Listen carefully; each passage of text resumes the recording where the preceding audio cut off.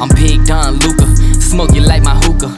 Pump fake right, then I step back in illusion. That's a boss move maneuver, billionaire entrepreneur. Mark Cuban on the viewer, put you rookies on a skewer. I stay shitting on you boys like I came up from the sewer. Used to have a lot of dollars, now I got a lot fewer. What you saying to me? I hope you save it for me. I'm about to kill the game, and I put it in my testimony. Hi, welcome to the Mainstream Mavs podcast. This is your host, Will. I'm joined here by my co-host, Jaren. What is up, guys? Today, we are going to be getting into our prelude to the NBA draft lottery, which is tonight, the most significant day for the 2023-2024 season for the Dallas Mavericks. Basically dictates everything. Everybody's, angsty. The sweat's pouring out. They're biting the fingernails. Jaren, how are we feeling just hours out from the NBA draft lottery?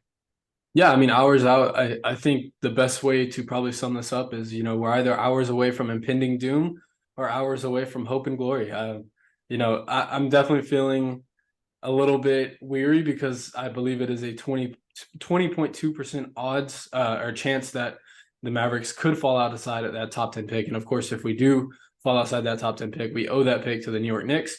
And if that's the case, pretty much you have to question, this season at hand and future going forward. So there's definitely some question lines going into this, and we're only 7 hours out.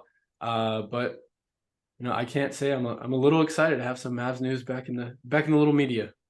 Yeah, it definitely has been very dry within the Mavs media realm, just in terms of content and news and anything to do with the team, really, as these playoffs have ensued.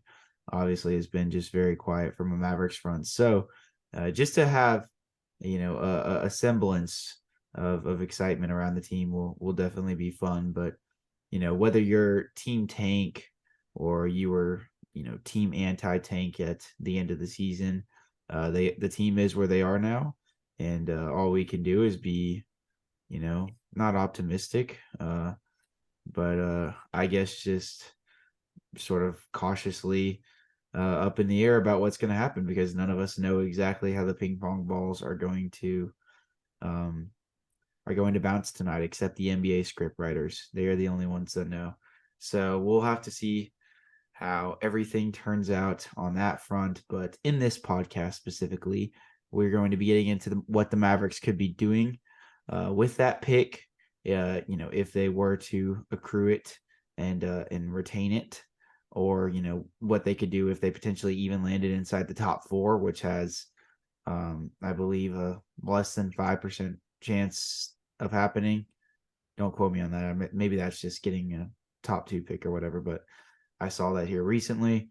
Their odds for being in the top 4 are obviously pretty marginal. So we'll dive into the dream possibilities of that. We'll dive into what would happen if they decided to, trade back and get a later first, maybe take on some other contracts.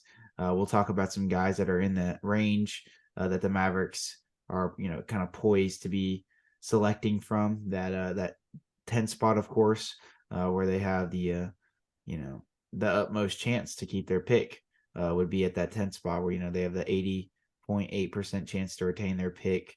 But it's like a 4 out of 5 chance, if they do retain their pick, almost, that they probably end up keeping it at number 10. So we'll be getting into that as well.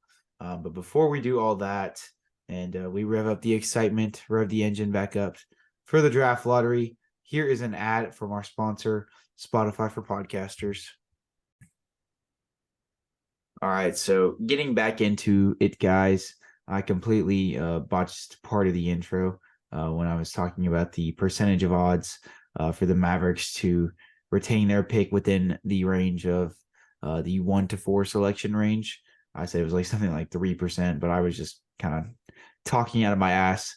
Jaren, during the ad break, rightfully corrected me that the Mavericks have a 14.9% chance of landing top 4, and then they have a 20.2% chance, of course, as we had denoted earlier, of not getting their pick and it going to the Knicks. So as I will jointly sort of point out, along with a lot of other people on Twitter, the Mavericks have a higher likelihood of losing their pick to the Knicks than they do of landing with inside the top 4. But one thing's for sure, the 80.2% chance they have of keeping their pick is, a much better blanket of security than they would have had earlier in the year, had they, chose to win those last 2 games, or if just by mere, happenstance they won those last 2 games. So, like I said, regardless of where you lie on that sort of dilemma that fans sort of split the fan base at the end of the year, I think we can all agree on that everybody is, wanting to get a good pick tonight, wanting for tonight's proceedings to go well, and hoping that the bad karma from the basketball gods does not come back to haunt the Mavericks for their misfortunes there at the end of the season.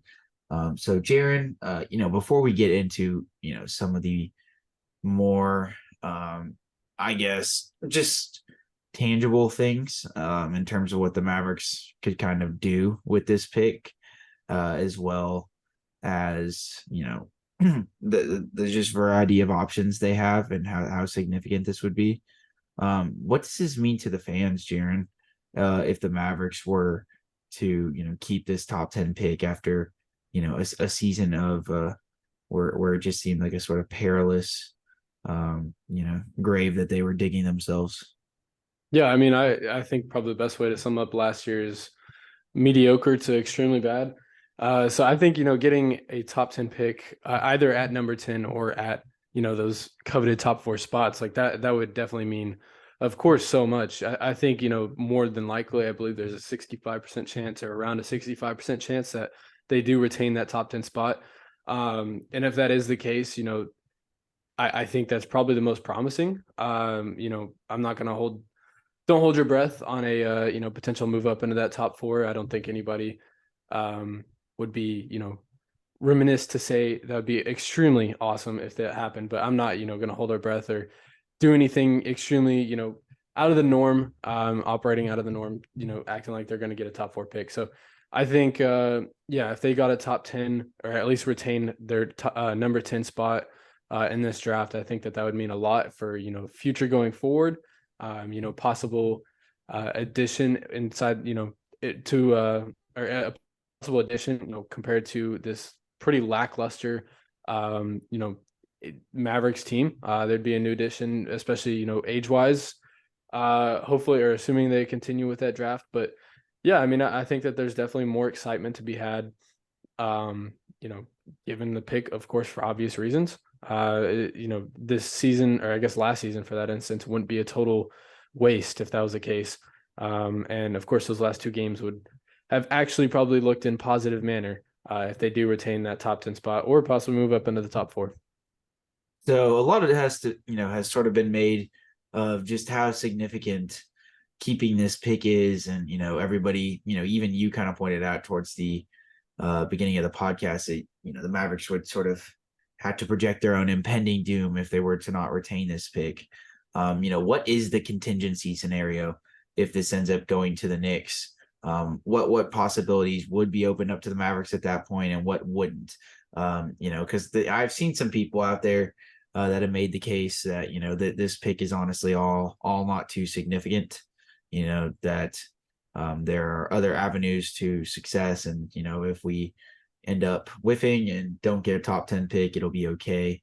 If you could just, talk about, the different possibilities there, and why this top 10 pick is, just objectively a better asset than what the Mavericks may have in the future. Yeah, I mean, look, like I know me and you, we share the same sort of mindset whenever it comes to this, that especially at the end of the season, we were pushing for the Mavericks to lose games, or I don't know if that sounds bad, but essentially that's what we were doing, to get inside that top 10 pick. So, with a loaded draft class, I think we need to contextualize that. We're not throwing ourselves under the bus yet. Well, yeah, because we did that, and we got the whole tank brigade going there at the end of the season and lost a significant portion of listeners. But no, I'm just joking. But in all seriousness, me and Jaren, I don't think were, just wanting the team to fail and lose, but once it just became seemingly mathematically impossible, really just those last two games are kind of when we, would definitely say that we favored a loss over a win. But that didn't mean that we, couldn't celebrate the success of Markieff Morris and exactly. others going off. We came into that situation with definitely a sort of even keel approach. We weren't, despite our inherent biases that we project on our podcast, just know that we were doing our due diligence as good co-hosts. So I just wanted to get that out there. Well, you did a very good job of covering up our tracks, and now our asses won't be on fire. So no, it's fine. No, but yeah, getting back to what what we were talking about, I think a top 10 asset or a top 10 pick in this draft would be an incredible asset to have, whether you're looking to make that next step into a trade, whether you're looking for depth or looking for that big name center that we've coveted for a very long time. Like I think that top 10 pick has to be included in any one of those trades to ever exist. So I think that from an asset management personally, I think that's got to be one of the top things that has to happen is retaining this top 10 pick or possibly moving up into the top 4. So let me pose this to you. I hate to interrupt you again, but no, you're good. You're good. Because a lot of people will point out that if the Mavericks don't get this first round pick, then they'll have the ability to trade their 2025 first round pick at the time of this draft because of the way that the Stepien rule works. But if they do retain it, then they can't trade another first round pick till their 2027 because the only outgoing one that they have right now is that 2029 first round pick that they of course trade to Brooklyn, the Kyrie trade. So obviously I don't think it takes a genius to know this, but what is so different about a top 10 pick asset wise versus a 2 years out from now first round pick? Yeah, I mean, obviously, we know the state of the team right now. We know, the possibilities or the names that could be around that number 10 spot, I should say. Yeah, and I mean, you look out to 2025. I mean, heck, you don't know who's going to be in that draft class. I mean, maybe Bronny James. Like, you don't really know. There's no certainty going out that far, and especially with the Mavericks. For those of fans that are saying, oh, it really doesn't matter because we'll still have that 25 pick to trade. There's nothing guaranteed. Luka's contract is up soon. Or I guess not he, but there is some sort of, I guess, mixed feelings as to, will he be a Maverick after next season? Like, I do think that there's some legitimate reason to be, concerned. And I think, if you're looking out that far, like you're pretty much being certain that Luka is going to be, a Maverick for a long time to come, or at least the next handful of seasons. And I just don't know, especially with the state of the team right now, I just don't know if you can operate in a safe manner in that way. So I think a top 10 pick in this year's draft will definitely be, of course, a much better asset in my opinion. No, yeah, I think that it would be just malpractice to say otherwise, because just the tier between a guaranteed surefire top 10 pick in a I wouldn't say a top heavy draft class, but definitely a draft class that houses some of the better talent that we've seen really inside the top 5, but top 10 possibly in the last few years, contrary to first round pick 2 years from now, which obviously isn't too long of a time span, is still a pretty valuable thing. But I mean, that's something that a lot more teams are going to have in their toolbox to be able to trade, if you really do want to improve your team beyond just marginally, having a top 10, current pick that, can be, of course, conveyed to another team on draft night. It's truly invaluable, to say the least. So, that obviously would do wonders for the Mavericks, but, we really haven't talked too much about these guys in specific. So, I just thought that, we'd be doing them a disservice if, we didn't at least, mention some of the names that are projected in that area that the Mavericks could, maybe pining for if they were to, just land at 10, or if they were somehow able to land inside the top 4, some names that they could maybe get by trading back. And I wanted to do that before we actually got into, what the Mavericks can do with their pick in terms of the scenarios that involve trading it and all that sort of stuff, and the connotations that each of those scenarios would provide. And, so, I guess starting with you, Jaren, what guys are in that 10 range for the Mavericks that you think could, really, if not, improve the team significantly. They're still getting a guy that's highly touted, that they can, plug and play into the rotation in a few years and, can be a surefire starter. Who are some of the guys in that range that you think are most promising? Yeah, I mean, like there's 2 names that jump out to me. And then I guess I'll pick a third. I don't really know a whole lot about him, but I just know, just looking at mock drafts that he's around that, 10 to 12 spot. But I think, my top guy, to me, this is pretty, I think that this is well warranted. Taylor Hendricks, he's my top guy at that 10 spot. I think, he could go anywhere from 6 to 10.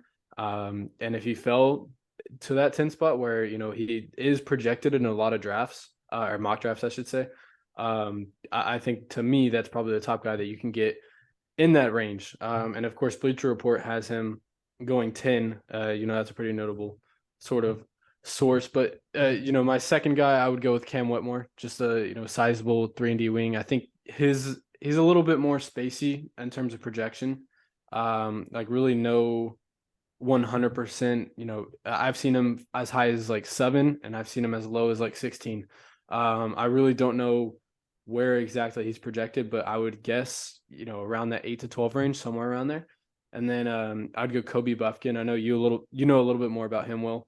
But I've seen him. He was on the Ringer for their mock draft at number 10 and to Dallas, of course. And he seems like he's a smaller sort of wing, and definitely defensive minded. Yeah, I know.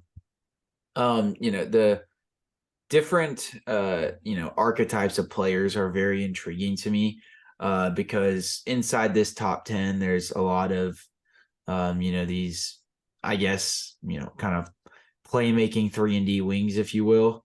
And that archetype is obviously, one of the more coveted ones in the NBA nowadays. And you can express how seamlessly you can kind of plug and play a guy like that on any team. But the Mavericks need defense at the point of attack as well.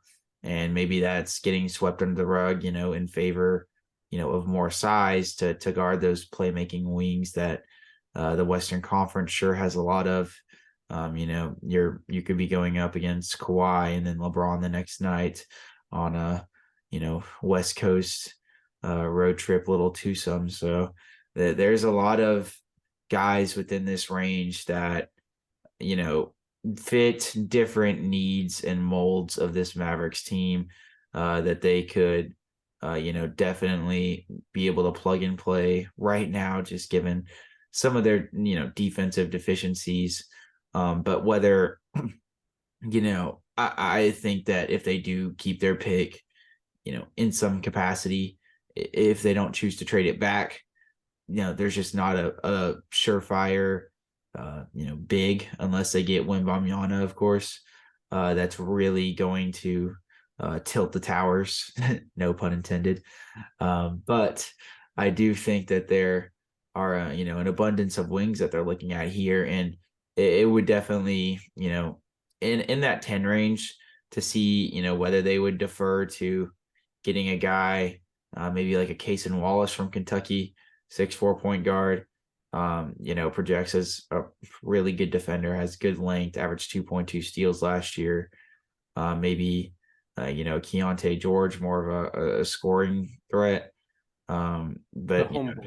yes, he grew up Dallas bred. very close to Jaren and I. We have some high school rivalry beef with him. Yeah. I'm just joking. But yeah, no, just I think undoubtedly whoever they get is going to project pretty well defensively, either just from their measurables, or at least their intangibles.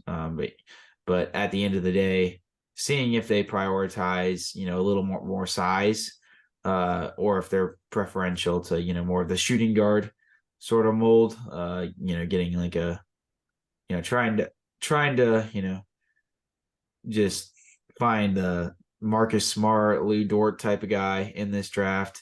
See if they can pick it from the pack of peanuts. I think that's going to be one of the more interesting aspects if they choose to keep this pick. So, guys that I see within that 10 range, obviously Cam Whitmore, Taylor Hendricks. Most mock drafts have them going a little bit before, but Yeah. I mentioned Cason Wallace from Kentucky. Grady Dick is a guy that's projected in that range, but I just don't know if his defense is of par for the Mavericks to really take a chance on. Dariq Whitehead is a guy that I'd be looking at in that range. Jalen Hood, Schfino. There's a few different, once you start kind of venturing past there, it gets a little different. Maybe Bryce Sensabaugh. They got a few different guys that they can look at, and to see the dichotomy between, the smaller, more, point of attack, defensive inclined wings, and the guys that can guard up a little bit. That's one of the more intriguing aspects of that range for the Mavericks. Now, say the Mavericks are, throwing a curveball. The script writers and Adam Silver, Mark Tatum get together, in the conglomerate business meeting, and they think that the Mavericks could really need to take that step forward. That their ratings dropped too much after they are not in the Western Conference Finals anymore, and had it's just such a downslope of a season. We're fine for tanking. Adam Silver wants to come in and mend this issue, right? And the Mavericks land top 4. Jaren, if they were to accrue a top 4 pick in any capacity, what are the sort of options that the Mavericks are looking at here, for in terms of those players, obviously, outside of just Victor, of course, so which I would hope, if you're listening to this podcast, you at least have like some sort of idea of. Yeah. No, I think if the Mavericks were to accrue a top 4 pick, I do think that there's 3 players that are a complete lock at number 3, that being, of course, Victor Wembanyama at 1, and you can argue 2 and 3 between Brandon Miller and Scoot Henderson. But that number 4 spot opens up a lot of possibilities. I think if the Mavericks landed there, that opens the door to the Thompson twins, Azir, Amen. Possibly Jarice Walker if you're looking to go more of a bigger forward route. I think that this just opens a lot more doors.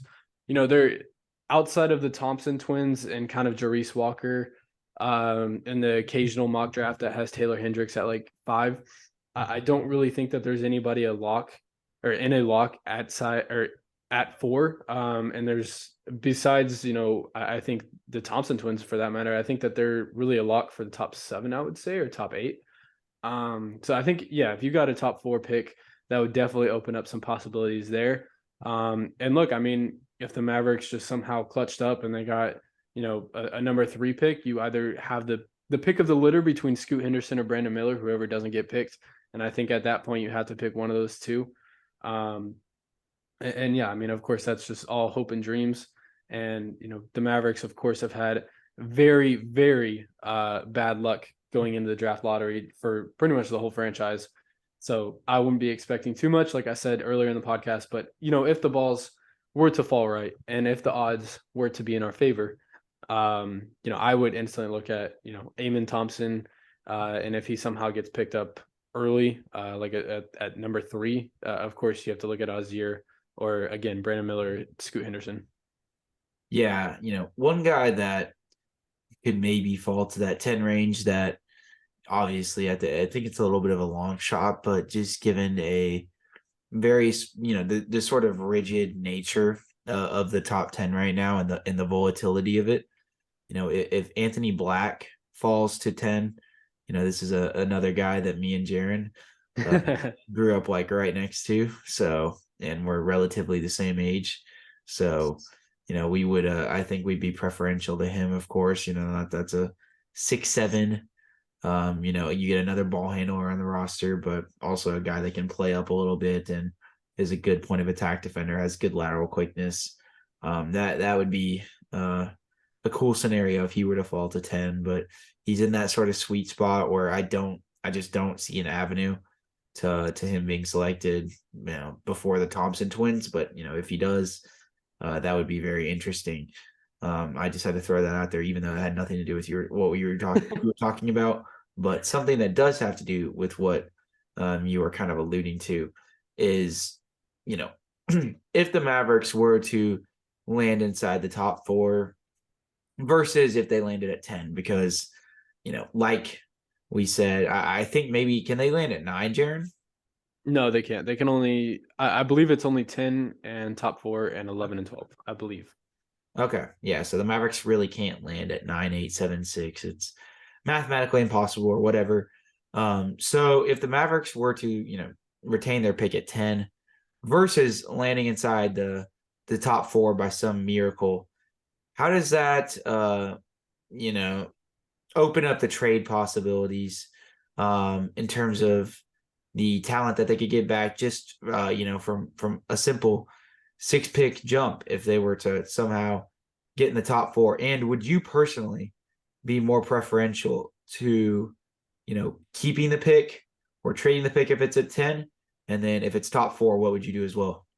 That's honestly a very hard question, so I'll try and get it out of the way quickly before I answer the other question that you had. So honestly, I've been going back and forth on this. I was very head over heels on the fact that if we get the number 10 spot, we have to trade it, get as much, now, or get as much talent as possible that we know can produce. And, I've been going back and forth on this, like I said, and I think now I'm more leaning towards keeping that pick, especially if, Taylor Hendricks, Cam Whitmore, possibly Anthony Black, like guys like those names, especially if they are falling a little bit in the draft, I think that you have to look to keep that pick.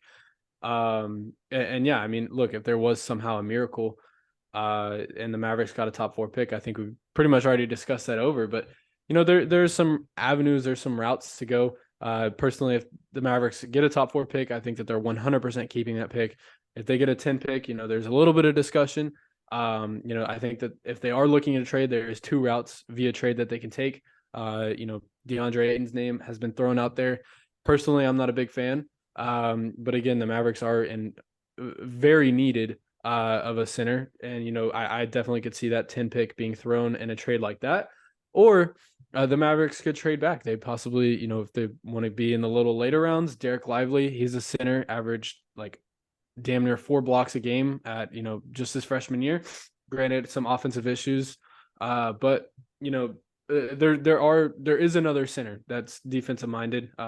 Granted, it is a big sort of take, but they can trade back, possibly get a little bit more assets or draft assets for the future, or like we said, trade that pick entirely for someone who we know can produce now. Yeah. I think I'm looking at this Tankathon projected mock draft. And for me personally, if the Mavericks, I am a little bit more preferential to the Mavericks getting a guy that can really, guard some of these, 3 and 4 kind of playmaking wings that are just in abundance in the Western Conference. So, if Grady, not Grady Dick, if Taylor Hendricks, Cam Whitmore, Anthony Black, Jarius Walker, hell, any of the Thompson twins, obviously, were to fall to 10 by some sort of stretch of the imagination, then, I would definitely be a little bit more poised to keep the pick if I'm the Mavericks, or at least consider it, especially depending on the trade packages. Because I feel like there's a little bit of a talent drop off, outside of the top 9 or 10 in this draft. But if they get the top 4 pick, you do really kind of have to just play that, just based on the situation. If they were to get Victor, I think that you don't really you just can't throw that possibility away unless there was one point where I was, oh, well, let's see, let's call up Indiana, see if they'll do Turner, Healed, and Nemhard, or just like Essentially something trade that their whole roster. yeah, exactly, besides like Matherin and maybe like Halliburton, I would would be the only like safe keeps for them in that scenario. But realistically, I just don't see, just the hype that it would warrant and everything. I just don't see how they could pass it up if they get the first pick. But if they were to land 2 through 4, I think it would just be kind of dependent on the trades that presented themselves up at the time, especially if they land at 2, and a team is really pining there to go get Scoot. You could really see a team empty the kitchen sink for a guy of that caliber. And while he definitely has more than enough potential to be a generational talent, he's not. He definitely doesn't. I don't know if Scoot. Correct me if I'm wrong, but I just don't know currently if he projects as a once in a lifetime talent. Contrary to some of or contrary really just to Victor. And that's of course granted that Victor ends up panning out and isn't in a battle with injuries his whole career, but that it would just be some Maverick tomfoolery to mess around with the number 1 pick if they were to finally, after years of despair, get it. But you land 2 through 4, you definitely have to at least survey the field. But the guys there are so talented that especially if you are wanting to snag one of the Thompson twins or Brandon Miller, could you really blame the Mavericks, just given the potential that those guys project? But then you present the question of, are they playing the waiting game?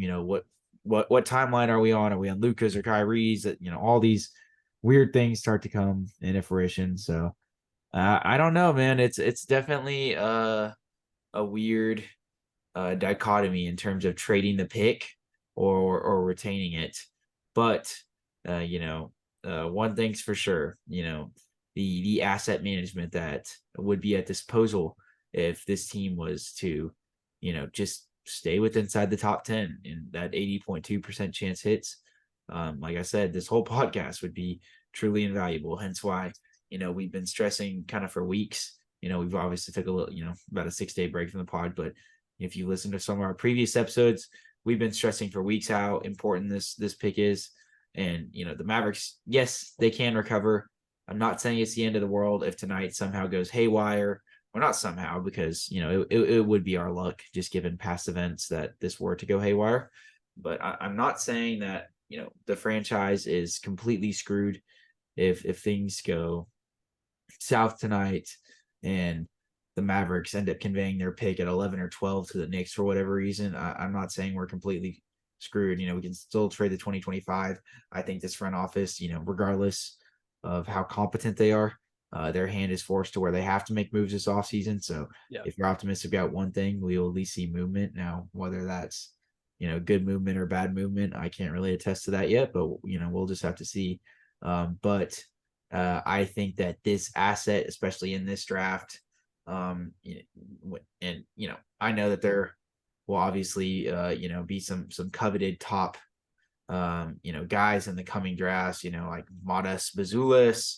Obviously, he's been going up against Cooper Flag for those of you guys, who still keep up with the high school overtime highlights on Instagram. But, there's obviously guys in the coming years that, yes, will be in the draft, but these guys at the upper echelon are, highly coveted every year. And, it's not, while the NBA does get better as a whole, I think just the collectivity of the league and, just how, refined the game is, maybe it's just ever so marginally better year after year. There will definitely be worse draft classes in the Yeah. coming years, and it's not it's not insanely out of the realm to say that the 2025 draft class, especially if the Mavericks don't opt to trade their pick this summer for whatever reason, or if you're just projecting from now, may not be as good, near as good as this draft class. Especially in hindsight, we like to go back and compare draft classes. A top 10 pick in the what would it be, the 2018 draft class could have got Mikal Bridges, a top 10 pick, and a few of the other last draft classes. I was looking at this list the other day, can't remember the exact names on it, but there's some guys that there have been some top 10 guys that aren't even in the league over the last few years. So with such a rigid dichotomy between retaining and trading the pick, and just if the Mavericks even get to keep it or they have to convey it to the Knicks, we cannot stress the importance of this asset enough. And that was kind of the point of this whole podcast. So Jaren, I ask you, now that we've talked a lot about the different contingency scenarios the Mavericks could do if they were to get this top 10 pick, or even a top 4 pick for that matter, what else could they do in this draft that we haven't really gone too into depth yet about, if they were to keep their pick? Yeah, I think one of the avenues, we've briefly, I guess, just topped over it, but one of the avenues I think the Mavericks could possibly take, I think that there's an outside shot. No one's really discussed it, is they could possibly trade back. Of course, in doing so, I think the Mavericks, in all honesty, of course, I think that they would try and retain within that top 20 range, if I were to guess. While also doing so, I think that they would, possibly get, either future seconds or even maybe a future first in return, on top of maybe some other players to add to this squad. I think, we've seen the importance of second round picks, especially because of this trade deadline, that two second round picks basically equals 1 first round pick. I think that's kind of the equation that we've come used to. And I think that will probably continue to be the same, at least through next season. So I wouldn't be surprised that if the Mavericks did trade back, they would be. Sorry to chime in, but no, you're good. For those watching the recent playoffs, if we're using that as our sort of ratio, then Jay Crowder is essentially 2.5 first round picks that that is very true. Bucks gave up right there. So yeah, I mean, that is he did not play a whole lot this playoffs, and I don't know. And apparently he doesn't understand why he's in Milwaukee. So he doesn't understand. He doesn't understand why he's in Milwaukee. It's not like he pined to make a trade request for so months on end. So I believe it was something along the lines of that. But yeah, getting back to it, I think the Mavericks would more so be looking for future assets if they did trade back. Maybe there's 3 guys outlined and circled. Let's just throw random names out there: Anthony Black, Taylor Hendricks, and Cam Whitmore. And those guys go off the board pretty early. I think the Mavericks could possibly be looking to trade back, for just about the only other center who's projected in that first round, who would be Derek Lively. I think if they really, want to go get a center who's a good shot blocker, or at that essentially an elite shot blocker, I think that they could definitely go that route. And, in doing so, like we just said, maybe get some future assets, second round picks, maybe possibly a first rounder. And, who knows, maybe someone's willing to unload a contract that's not favorable in their eyes, and maybe the Mavericks can pounce on that. So I do think that there are routes that the Mavericks could take and doing like if they wanted to trade back, but in all likelihood, I don't think it's gonna be more so than just trading the pick entirely. I would see, if they're going to trade anything, I think that would be more of the route they do decide to take, but who knows? I just think, from an asset management, that's absolutely essential that the team gets within the top 10. And let me just say this, that I do believe this, that if the Mavericks got a top 4 pick this draft, I think that would be franchise changing, whether they keep the pick or trade it. I just think that definitely changes the upside, changes the vault, whatever you want to call it, of what this team could possibly do, because there's just so many outlets if you get a top 4 pick, and especially in this top heavy loaded draft. No, for 100%. And the importance of tonight cannot be stressed enough. And when we talk about some of the Mavericks different avenues to improvement, whether it be trading back, or whether it be unloading for future picks or first or seconds or anything like that, one thing is for sure, if they do get a top 10 pick and they're presented with any of those sort of maybe take a step back but also take a step forward type of moves, as I would like to sort of denote them, then they, especially with a top 10 pick, would probably be poised to, solve one of their issues, via getting a role player back in a deal like that. Or, and then, another issue by, selecting somebody, like that's why we've been kind of talking about this whole Derek Lively scenario, because this obviously isn't a big heavy class outside of Wembanyama, right? But with all the plethora of wings, sitting there inside the top 10 or whatever, if the Mavericks are really wanting to get a bigger wing and everybody's off the board once they get to 10, they're just like, oh damn, you trade back, maybe get a role player or two and a future first, or a second or two, something like that. Not all of those, of course, but any of those in that order. And then say you select like Derek Lively, but then also get a wing back in a trade.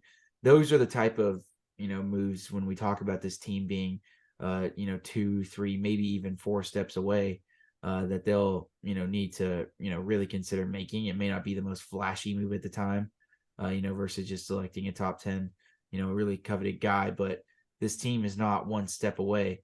And I know it's been reported by like Tim Cato and a bunch of other people that this pick is definitely in contention to be traded. Don't be surprised, whatever direction they go, whether it be moving back, hell, even moving forward. That's not really a scenario that we've discussed yet. But if they somehow really had a deal on the table there, I could maybe see them doing that. I essentially think anything's up on the table in terms of the avenues that this team could have to to success, if they're able to get there. But one thing is for sure, even if they're not doing something that is necessarily addressing multiple problems at once, they need to, with whatever they do in this draft, definitely set the stage to still be able to move things around the table later this offseason, after the draft. Because Kyrie's is obviously an impending free agent. There still definitely is going to be some movement that comes out of the Mavericks side of things when this thing is all said and done after free agency is done. I don't think that this just ends with the draft, unless I mean, and this is not me being a pessimist, but I just don't see the Mavericks being able to address 3 or 4 problems in one night. Maybe Nico Harrison is a godsend, and I just need to be in store for what he has cooking up in the lab. But I think that there will be a few weeks where, I don't know the exact sort of stretch of time, because, free agency can kind of, linger on forever sometimes, and then moves just kind of come in out of nowhere towards, August, like when we saw that Donovan Mitchell trade last year. But this definitely seems like a sort of scenario that we could see this year, where the Mavericks make 1, maybe 2 moves at the draft, and then some moves afterwards, and there's always another move according to the Mavericks brass and front office. So I would just tell fans to not get too down if the Mavericks just like keep their pick and select somebody.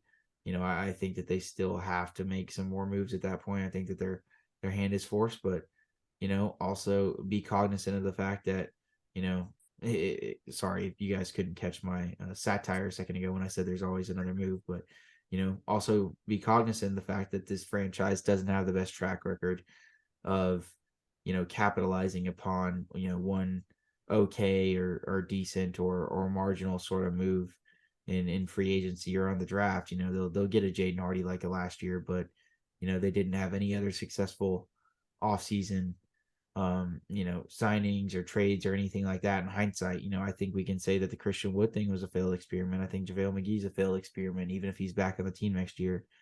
So just seeing the player movement that will come with all this, whether it somehow all comes on draft day or some of it's there, and then, we still see some trades or maybe some, possible free agent signings, just kind of depending on the whole Kyrie scenario afterwards is going to be a fascinating development. And, Mavericks fans should be intrigued and exciting for the result that comes tonight.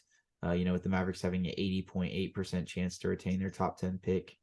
The draft lottery is at 6 tonight, Jaren, Central Time? It is at, I believe at 7. I believe it's right before the Laker game. All right, 7 p.m. Central Time. You can fact check us on that one. But yeah, I mean, the possibilities are obviously great, but at the same time, just given this franchise's lottery luck, I'd be remiss to say that there's not angst and nerves going into tonight. So I mean, if you have anything else, Jaren, feel free to let it off here. And in terms of maybe any outlying nerves that you have tonight, or your confidence level in the Mavericks, maybe we could pose the question: who are they sending to the draft lottery before this ends? Oh, they're actually sending Nico Harrison. So are they actually? Our coveted general manager. I saw people on Twitter, proposing Jaden Hardy because sometimes teams will send some of their coveted young players, and I don't know. I just thought he'd bring some good energy to the whole situation. Would be very uplifting to a room full of talking heads and and all these business savvy dudes, and you get a bright-eyed 20-year-old guy in there, really ready to bring that Maverick energy, be a good luck charm. But we will see if Nico Harrison is able to deliver tonight. It's all up to him. If the Mavericks don't keep the top 10 pick, all blame is to fall. Yes, then they screwed up the tanking, and I will personally be sending hate mail to one of Mark Cuban's burners. So that's my post part, or my post fallout plans if the Mavericks don't keep their picks. Do you have any, Jaren? Do I have any?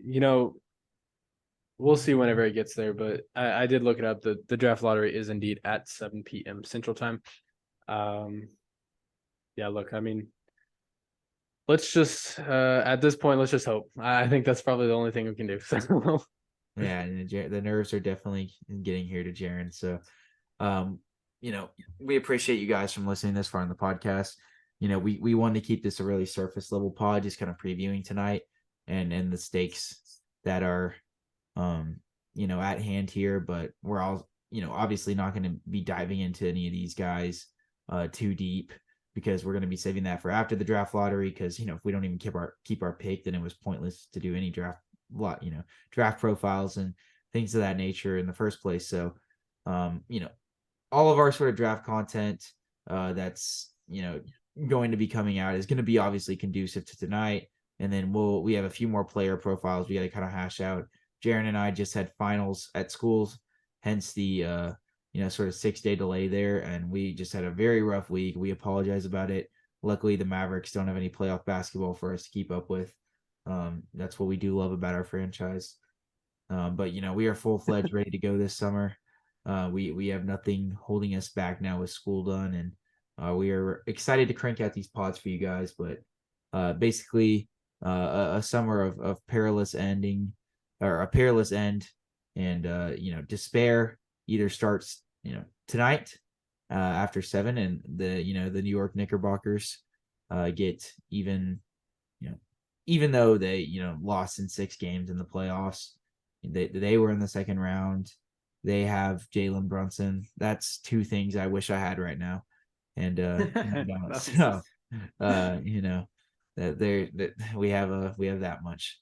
So I think that we can go ahead and end it there, Jaren. And what I think that just the way that me and you sort of operate, given our sort of superstitious nature, we will definitely be texting each other throughout the day of how the Mavericks are going to get the 11th or 12th pick.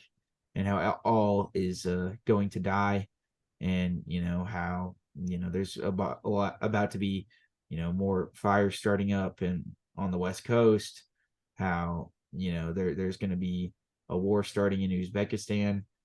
All things that are bad are about to happen until Mark Tatum proves me differently tonight. So with that being said, thank you for listening to the Mainstream Mavs podcast.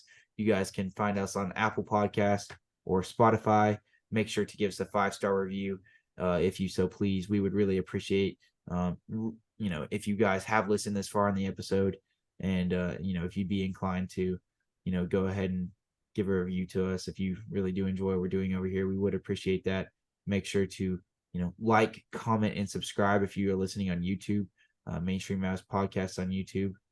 Comment if the Mavericks land at the 10th spot and Grady Dick is on the board. Would you take him as a knowledgeable basketball fan, or would you take Jaren at 10? Comment that down below. Who wins in a one-on-one, Jaren versus Grady Dick? And lastly, we continually keep getting hacked, so we apologize about that, especially if you got any DMs or anything like that. But our Twitter is still up and running. We're gonna, we took a little bit of a Twitter break, a tea break per se, but we feel like we are back up and ready to go. It just felt nice to unplug a little bit now that we weren't doing podcasts, but we'll be really locked into the lottery tonight, to say the least, so you can catch all of our thoughts and everything up to the minute before the podcast comes out tonight regarding the results of the draft lottery. And we'll be tweeting over there and posting this podcast over there. But unless you got anything else, Jaren, we will catch you guys after tonight and after the draft lottery. Bye.